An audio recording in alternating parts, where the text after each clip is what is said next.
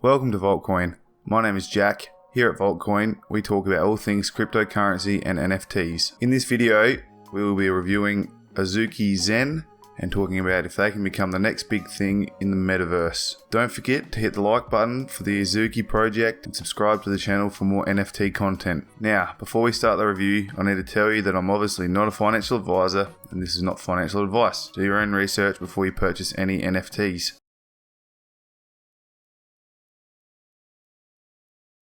The Azuki Zen NFT Project is brought to us by a team out of Los Angeles, California. They have set their sights on becoming the largest decentralized brand in the Metaverse space that is built and owned by the community. The project currently has 10,000 NFTs with plans to release more content in the future. We'll take a look into that a bit later in the video. The NFTs allow access to what they call the garden. The team says that the garden is a corner of the internet where art, community, and culture fuse to create magic.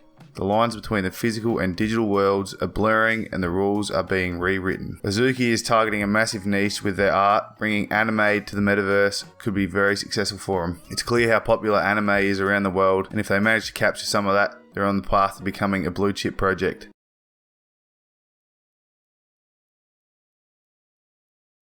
Alright, taking a look at their Twitter. Since August 2021, they have managed to gain 126,000 followers. They seem to have pretty good engagement. A video posted 5 hours ago has 1.3k likes. Obviously a good spot for them to share their art, as you can see here. One thing I have noticed is I've seen a lot of retweets from the Azuki page, I guess showing that they are really getting behind the community and supporting the people that support them. Taking a look at their Instagram, they've only managed to gain 15k followers, and I say only, but that's still a decent amount, but compared to their Twitter, not quite the same. So clearly they've put a lot more work into their Twitter to start with, and now they're putting more time into their Instagram page and sharing a lot more of their artwork. Solid engagement on there, 2,000 likes there, 13k plays on that video, 12k plays on that video, 17.9k plays on this video, so I think it's safe to say their followers that they do have are active on their page for sure. Quick look at their Discord channel. They have 65,000 members, which is a bit closer to the amount they have on Twitter. 17k online at the moment, so there's a good chunk of the members active, which is always nice to see. Now, the website.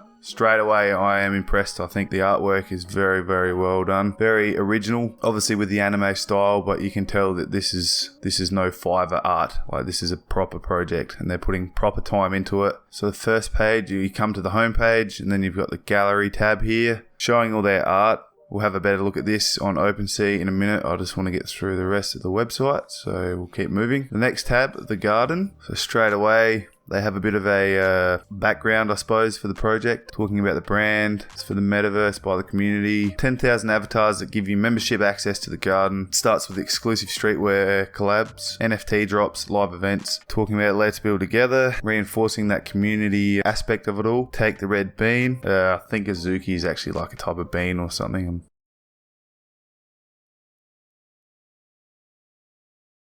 Come to the project team page. I don't think any of the team is actually doxed. They've all got their Twitter accounts linked, which is fine. If you look at the team, you got co-founder who's ex-big tech, another guy who's worked on Overwatch as an art director, so that probably explains why the art pieces look so good. They've got an engineer that's another ex-big tech guy. This guy used to be a software engineer at Facebook, and another 6 people to fill out the team. So they got 3 artists on board, 1 guy doing design, 3 community managers, I guess, a couple of engineers and a leader. I don't think it's the end of the world that they're not doxed, and they may have done interviews, and if they haven't, I would love to see the team do interviews with certain channels to get their face out there, build a bit more trust amongst the community. I think it is a really important thing for these projects to succeed. Community trust is essential, and I'm not saying that these guys aren't ex-big tech or anything like that. For example, if they had their LinkedIn page linked to their site or easy to find, confirming what they're saying is actually true, I just think it would build more trust, but not the end of the world. And I'm not saying I doubt these guys and I doubt their history. I'm just saying it would be nice to be able to confirm. But anyway, nonetheless, solid team for a fairly new project. 10 people on board so far, and I'm sure they'll keep building and bringing more people on. I'm not going to look at all the team and their Twitter, but I'll just look at this one guy who worked on Overwatch. I'm pretty interested in him. And of course, if you want to check the team out, you can always go to the website and have a look for yourself, but we'll just have a quick look at this guy. So Steamboy has 11.4k followers. He's actually got his real name in here, which is kind of nice. It builds a bit more trust, as I've been saying. I would still like to see him doing a bit more media stuff, I guess, interviews, podcasts, stuff like that, but I'm sure they might come to that. Character art director for Overwatch, which is obviously a massive game. The Overwatch Twitter account itself has 3.3 million followers. So I think it's safe to say this guy is the real deal and he knows what he's doing, which is exciting for a project like this just getting started. Back to the website, you have this owned by all world map just to reinforce the whole community aspect, talking about how they've got a global community working together. Bit novel, doesn't really mean a lot. It's just, I guess, a way to show that they've got people over the world that are interested in the project. Be nice to see someone in Australia. I might have to hit them up there. Into the rabbit hole. So we'll head to the updates. So it looks like on this page, it literally is what it is. They give updates. It's a good, transparent way to keep people informed on how they've been improving it, what they've been doing, showing the community that they've still been doing work. You can see a lot of the team members are posting different things of what they've been doing, which is nice. The manifesto, so seems like this is just a bit of backstory again. Same thing, you can see it's consistent throughout the site. They're talking about community, breaking down barriers, rising together, building together, growing together. So it's a really community-driven project, I guess, which most of them probably really are, but it's nice to see that they're really enforcing that, I guess.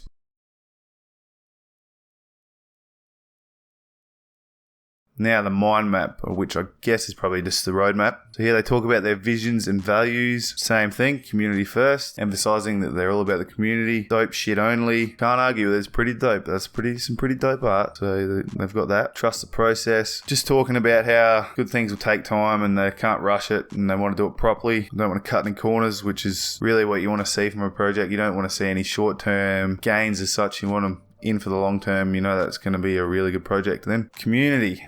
Talking about Web3 culture, building out infrastructure to surface and promote artists. Same thing about community. They're saying that they've already seen people help each other and work together, which is a good sign for them, obviously. Basically what community means. Looks like they're going to take the steps to educate everyone, make sure everyone understands what they're getting into, help them through the Metaverse and Web3, which I think if a project can really nail that down and bring people in that don't have any idea of what it's about, I think it's a good chance that they'll get a lot of mainstream adoption. If they can simplify things, make it easy to understand and teach people, mainstream adoption becomes easier. Pretty simple, really. And eventually they're looking to scale it, recruiting global ambassadors, creating meetup playbooks so the ambassadors can run meetups locally. I think that's a pretty solid idea. Metaverse. This is a bit more of a roadmap and talking about what they're actually trying to achieve. In progress of a lookbook. Sorting, filtering, and simping will all be supported. Azuki 3D. So they say they're exploring, which I guess is a good way to put it. It implies that they're looking at it and they want to do it, but they're not making any promise that they're actually going to do it. So they're not going to necessarily burn the community by doing that. They're simply just saying that they're going to look into it and they'd potentially like to do it in the future. So they're talking about a few platforms that they are considering for Azuki 3D. Obviously got the big ones, Sandbox, Decentraland, Crypto Voxels. They want to make it more than just a 2D avatar. They're talking about creating a 3D world, which is an immersive experience when the time is right. So that could be 6 months, 2 years, 3 years. They're also exploring a game, which is an interesting concept as well. So far, I haven't really seen too many promising crypto games yet. It's only early. The blockchain games aren't really that great compared to your modern day games. They'll get better with time. More people will work on them. Bigger companies will come into the blockchain. The core team has the experience, which is true. You have one of the team members having done a lot of work with Overwatch, which is a massively successful game. So he's going to have contacts in the industry and he's also going to have the relevant experience, of course. And last but not least, they're looking at digital drip. So I guess just being able to add clothing to your avatars in the metaverse. A physical world, they're obviously looking at streetwear, meetups, music festivals, and they're in progress of both of these things. So they're going to happen. Physical collectibles, which I could see them easily doing that. Plenty of anime collectibles around and can't see why they wouldn't be able to tie one to the NFT space. Something like a toy or a figurine or a skateboard that is linked to your NFT piece. I think that would be a really cool touch. And this one's interesting, the record label. I've seen a few projects talking about NFTs and how it'll affect and disrupt the music industry, and it will be interesting to see if Azuki can play a part in the NFT music world. They might be biting off a bit more than they can chew there, because I know there'll be projects out there that are solely focused on music, and I think they'll be the ones that really success in the NFT music space. But yeah, I think they're right here, like 2022 will be a big year for music NFTs. I completely agree, and it could really change the game for artists, but that's probably a topic for another video. bridge between. They're just talking about bridging the physical world and the digital world, creating a playground with a new media type, and they're in progress of this. They've got meta games, which they are in progress of, micro actions and games played within the community in order to unlock new experiences. So that could be very interesting. We'll see where that takes us. They've obviously had something there that they might have started or thought about exploring, but they've redacted that. They're exploring an interactive brand. So imagine an RPG anime where the community owns their characters and the brand that they are helping build. I think that's interesting too. You'll see a lot of NFT games like that where you build on your character and you can take your character to different metaverses and seedlings. So this just looks like a bit of a page where they're talking about ideas that can be very impactful. Partnerships is an interesting one. It's good to see they're in works and they're trying to secure some partnerships, real world partnerships. They're exploring their own bean token. I really actually like this. So they're exploring it, but they really don't want to do much with the token until the SEC rules and regulations have been put out there. So whenever that happens, who knows? Probably soon, I guess. Every day they get more pressure to bring in some regulations. Yeah, so they don't really want to release a token until there's a bit more guidelines out there so they don't get caught out by the SEC once they decide on what they want to do with it all, which I think is a really good thing. Like they're really thinking long term. They don't want to rush into it and bring out a token which I'm sure they make money off in the short term, but then get stung by the SEC when they get done selling securities or whatever it may be. So they really want to be sure of regulations before they bring any of that in. So yeah, I think it's good. Really a long term play there. Smart by the team. Similar thing here for DAOs. They're exploring. They're worried about the framework, the legal framework, and they don't want to risk ruining their project when regulations come in and they don't suit what they've been doing. So they're waiting for guidelines before they do it, and it's smart, and I think it's the right move. And then there's just a connect your mind tab here, which is basically just a spot where you can put your ideas. Weird looking bean brain here. And then there's a tab up here which says shop, and you go over it and it's got the eyes looking emoji thing. So obviously they're going to bring out a shop with physical clothes soon.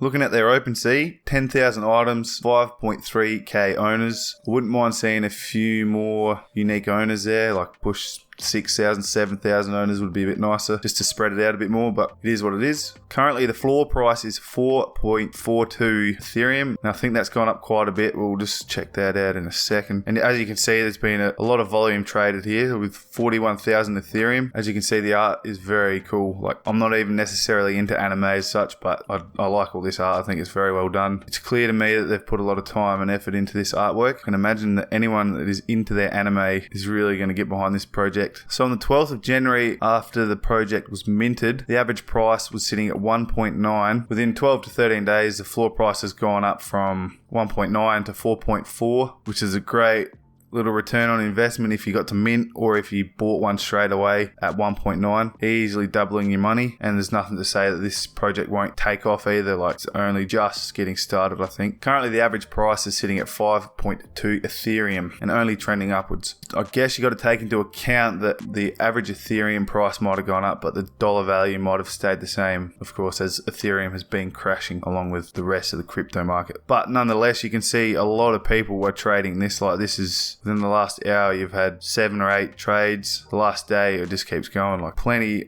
of action here, plenty of volume. Someone's paid 20 Ethereum for this one, being a rare one, I would imagine. Got the gold sword, so obviously worth a few more. Another person has paid 60 Ethereum here for this gold guitar, gold hoodie looking thing. People love gold. But yeah, it's obvious to me that at the moment it's the hot thing. Like, it is moving. But I guess the question is it going to keep trending upwards, or is it just a new shiny NFT? I personally think that it will just keep gradually growing and growing as more people realize what they're trying to achieve and how transparent they are and how community focused they are. I think more and more people will sort of start to get on board. And like I said, a lot of people like their anime.